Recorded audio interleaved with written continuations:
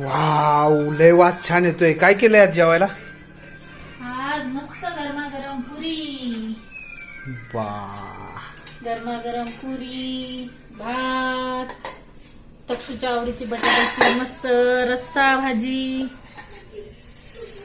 आणि ही तर एकदम फेवरेट आहे माझी खीर.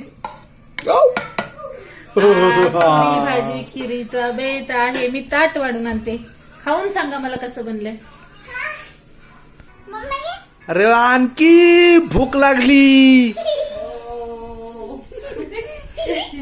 मला खाऊन सांगणार कसं बनलंय आजचं जेवण.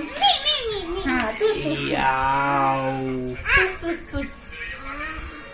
वाव, इनूच सांगेल आमचं कसं बनलंय.